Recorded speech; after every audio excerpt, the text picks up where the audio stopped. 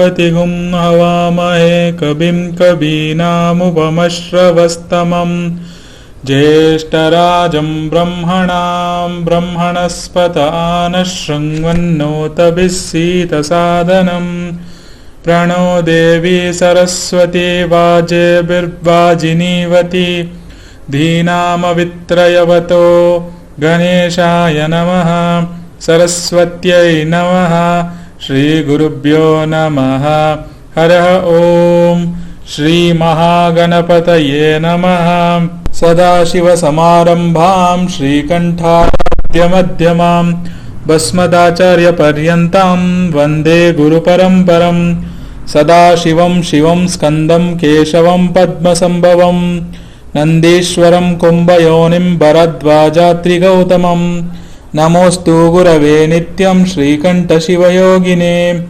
श्रुतिसारशिवविशिष्टाद्वैता परभाष्यविदायिने जगद्गुरो श्रीकण्ठाराध्या रेणुकाराध्या मङ्गलं देहि प्रभो त्रैलोक्यसम्पदलेख्यसमुल्लेख्यनिमित्तये सच्चिदानन्दरूपाय शिवाय ब्रह्मणे नमः यामागुं सर्वलोकानां प्रकृतिं शास्त्रपारगात् धर्मचारिणीं शम्भो प्रणमामि परमं पदम् अमृतार्थप्रपन्नार्थं ब्रह्मविद्यप्रदायिनी अहर्निशमहं वन्दे तन्ईशानमनोरमं दधीचिमुपमन्युं च मार्कण्डेयपराशरं श्वेताचार्यं तच्छिष्यं नीलकण्ठशिवाराध्यं साम्ब शिवाय नमः देवदेव महादेव देवानामभयप्रदम्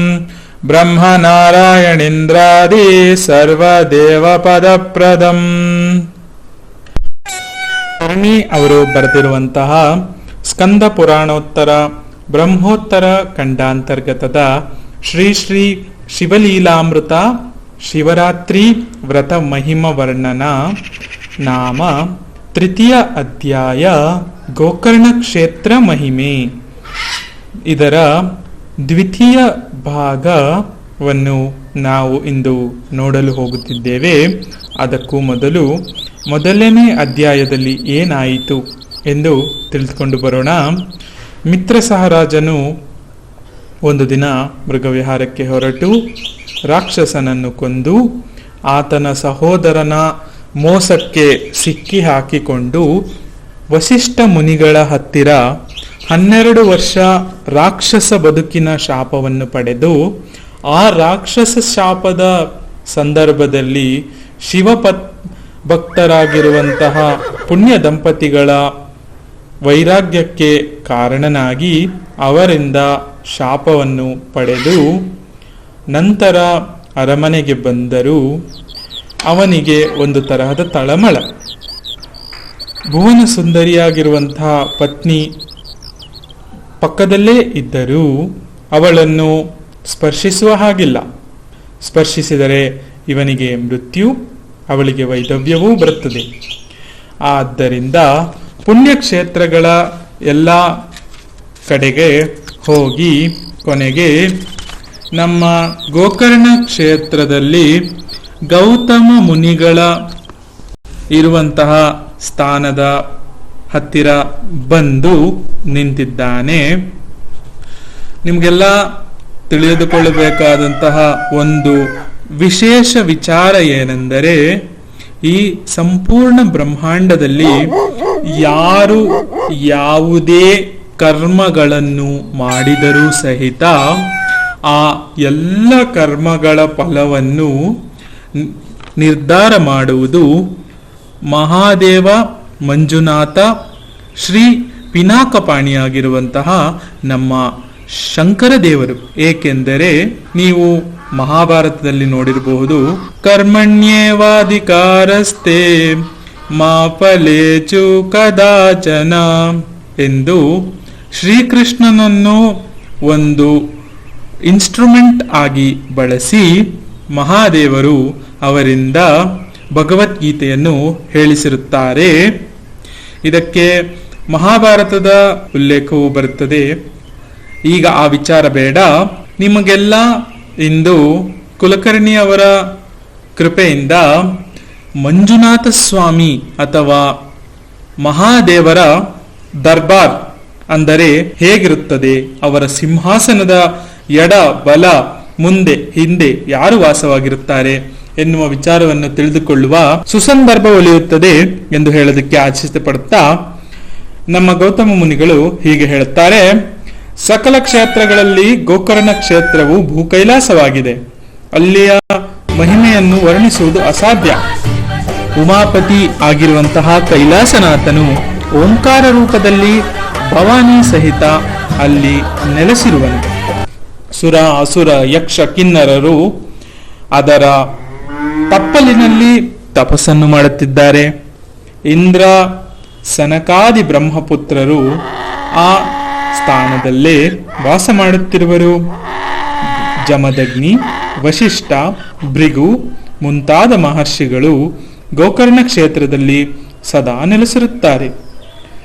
ನಾರದ, ತುಂಬುರು ಮಂಜುನಾಥ ಸ್ವಾಮಿಯ ಆ ಮಹಾ ದರ್ಬಾರಿನೊಳಗಡೆ ಗಾಯನ ಸೇವೆಯನ್ನು ಮಾಡುತ್ತಿದ್ದಾರೆ.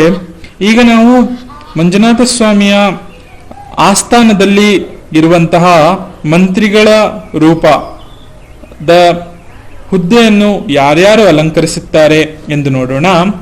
ಬ್ರಹ್ಮ, ವಿಷ್ಣು, ಇಂದ್ರ, ಚಂದ್ರ, ಸೂರ್ಯ ಮುಂತಾದವರು ಶ್ರೀ ಸ್ವಾಮಿಯ ಪೂರ್ವ ದ್ವಾರದ ಬಳಿಯಲ್ಲಿ ಭಕ್ತಿಪೂರ್ವಕವಾಗಿ ಮಂಜುನಾಥೇಶ್ವರನ ಆರಾಧನೆ ಮಾಡುತ್ತಿರುವವರು.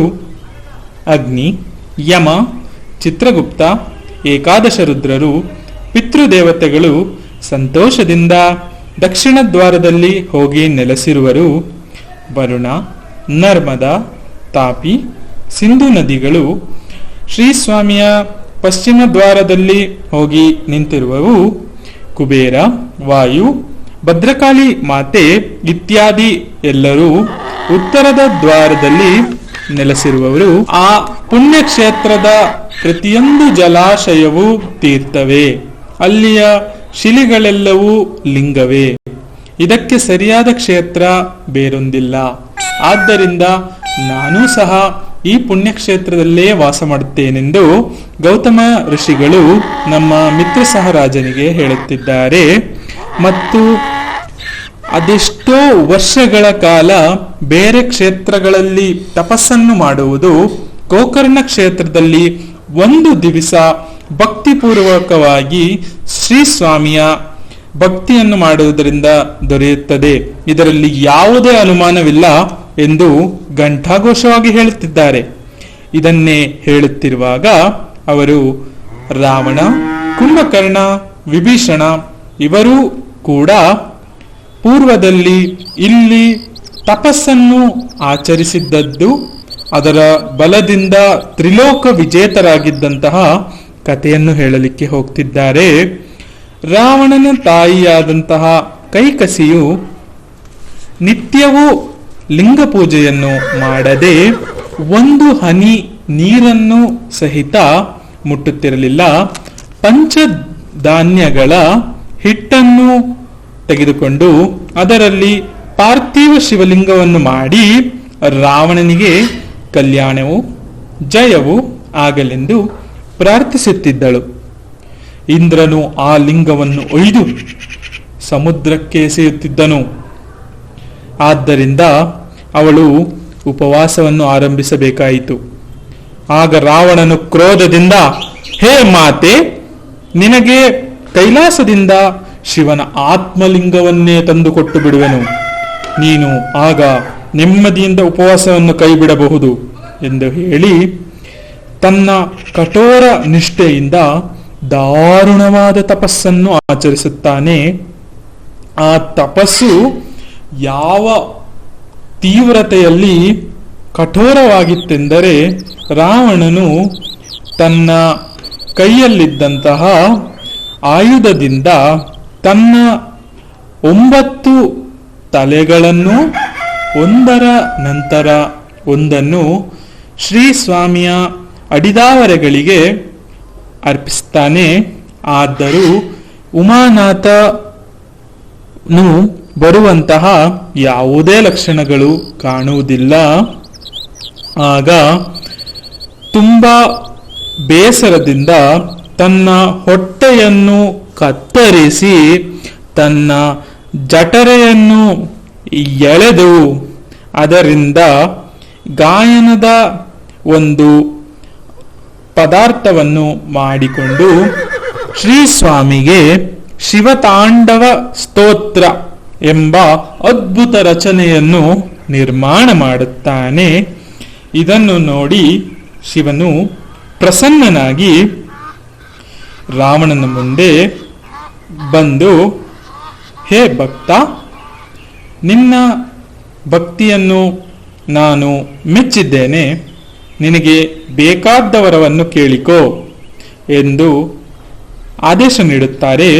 ಆಗ ರಾವಣನು, ಆತ್ಮಲಿಂಗವನ್ನು ಕೊಡು ಪ್ರಭುವೇ ಎಂದು ಭಿನ್ನವಿಸಿಕೊಳ್ಳುವನು. ಬೋಳೆ ಶಂಕರ ಸೂರ್ಯಕೋಟಿ ಸಮಾನತೆ ಆಗಿರುವಂತಹ ಲಿಂಗವನ್ನು ತನ್ನ ಹೃದಯದಿಂದ ತೆಗೆದು ರಾವಣನ ಕೈಗಿಟ್ಟು ಬಿಟ್ಟ.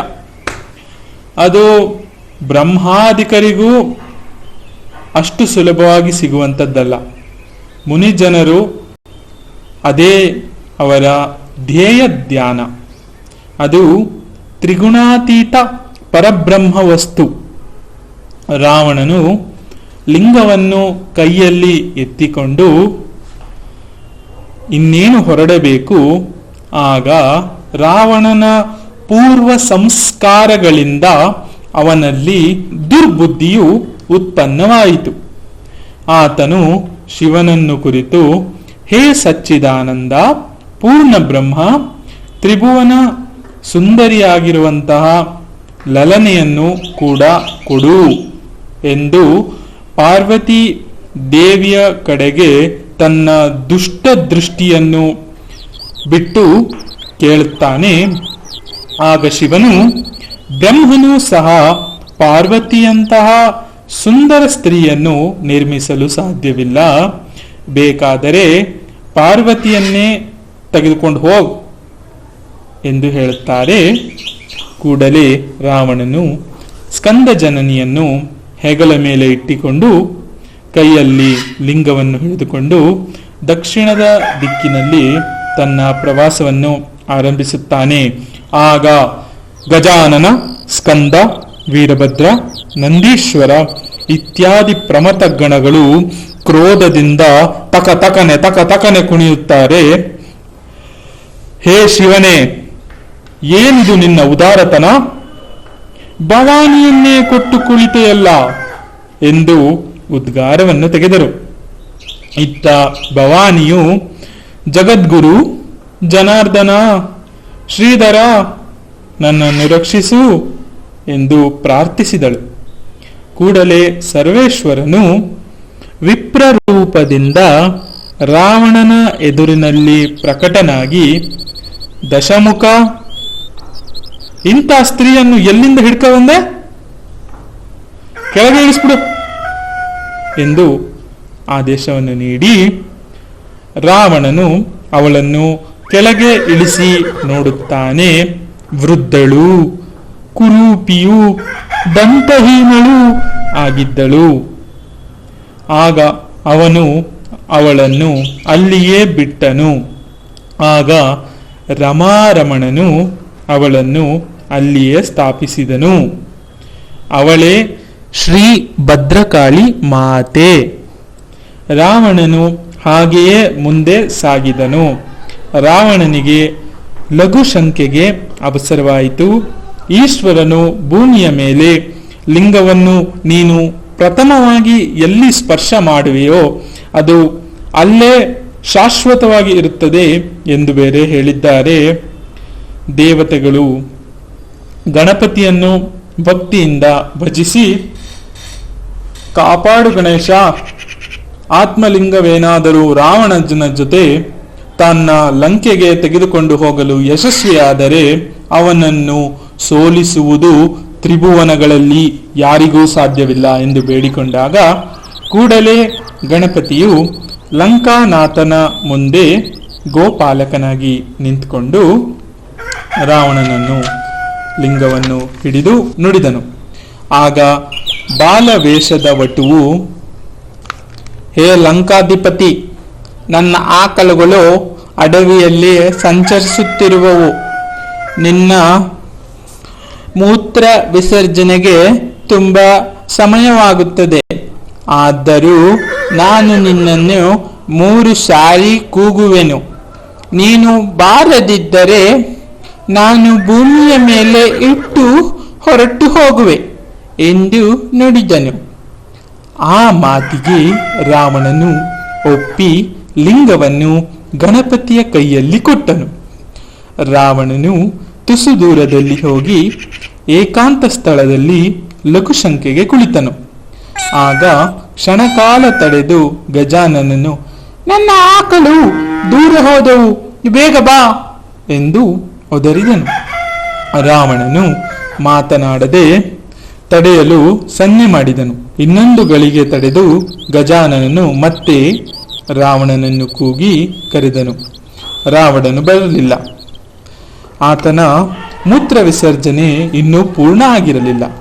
ಪುನಃ ಏಕದಂತನು, ನಿನ್ನ ಲಿಂಗವನ್ನು ನೀನೇ ನೋಡಿಕೊ ಎಂದು ಹೇಳಿ ಭೂಮಿಯ ಮೇಲೆ ಲಿಂಗವನ್ನು ಸ್ಥಾಪಿಸಲು ಹೋಗುತ್ತಿರುವನು. ಗಣಪತಿ ಆ ಲಿಂಗವನ್ನು ಆಗಲೇ ಅಲ್ಲಿಯೇ ಸ್ಥಾಪಿಸಿಬಿಟ್ಟರ, ಅಥವಾ ರಾವಣನು ಆಗ ಅಲ್ಲಿಗೆ ಬರುವನ? ಮುಂದಿನ ಅಧ್ಯಾಯದಲ್ಲಿ ನೋಡೋಣ. ಇಂದಿನ ಕಥೆಯ ಭಾಗ ಮುಗಿಯಿತು. ಈಗ ಕ್ಷಮಾ ಪ್ರಾರ್ಥನಾ ಮಂತ್ರ. ಯದಕ್ಷರ ಪದ ಭ್ರಷ್ಟಂ ಮಾತ್ರಾಹೀನಂ ಕ್ರಿಯದ್ಭವೇತ್ ತತ್ಸರ್ವ ಕ್ಷಮ್ಯತಾ ದೇವಂ ಪರಮೇಶ್ವರ ನಮೋಸ್ತುತೆ. ವಿಸಾರ ಬಿಂದು ಮಾತ್ರಾಣಿ ಪದ ಪಾದಾಕ್ಷರಾಣಿ ಚ ನ್ಯೂನಾನಿ ಚ ಅತ್ರಿತಾನಿ ಚ ಕ್ಷಮಸ್ವ ಪರಮೇಶ್ವರ. ಅಪರಾಧ ಸಹಸ್ರಾಣಿ ಕ್ರಿಯಂತೆ ಹರನಿಶಂ ಮಯೇತ್ ದಶೋಮಹಮಿತಿಂ ಮಧ್ವಂ ಕ್ಷಮಸ್ವ ಪರಮೇಶ್ವರ. ಅನ್ಯತಾ ಶರಣಂ ನಾಸ್ತಿ ತ್ವಮೇವ ಶರಣಂ ಮಮ. ತಸ್ಮಾತ್ ಕಾರುಣ್ಯ ಭಾವೇನ ರಕ್ಷ ರಕ್ಷ ಪರಮೇಶ್ವರಿ. ಅನ್ಯತಾ ಶರಣಂ ನಾಸ್ತಿ ತ್ವಮೇವ ಶರಣಂ ಮಮ. ತಸ್ಮಾತ್ ಕಾರುಣ್ಯ ಭಾವೇನ ರಕ್ಷ ರಕ್ಷ ಪರಮೇಶ್ವರ. ಏತತ್ ಸರ್ವಂ ಶ್ರೀ ಉಮಾ ಮಹೇಶ್ವರ ಪರಬ್ರಹ್ಮಣಾರ್ಪಣಮಸ್ತು. ಲಲಿತಾಂಬಿಕೆ ಸಮೇತ ಸಾಂಬ ಶಿವಾರ್ಪಣಮಸ್ತು. ಶ್ರೀಮತಿ ಗೌರಿ ಸಮೇತ ಸಾಂಬ ಶಿವಾರ್ಪಣಮಸ್ತು. ಶ್ರೀಮತಿ ಗಾಯತ್ರಿ ಸಮೇತ ಸಾಂಬ ಶಿವಾರ್ಪಣಮಸ್ತು. ಶ್ರೀಮತಿ ಭದ್ರಕಾಳಿ ಸಮೇತ ವೀರಭದ್ರೇಶ್ವರ ಪಾದ ಸಮರ್ಪಣಮಸ್ತು.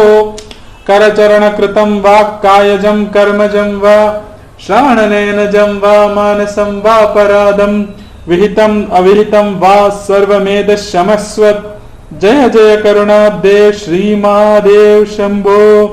ಮಾತಾ ಚ ಪಾರ್ವತೀ ದೇವಿ ಪಿತಾ ದೇವೋ ಮಹೇಶ್ವರ.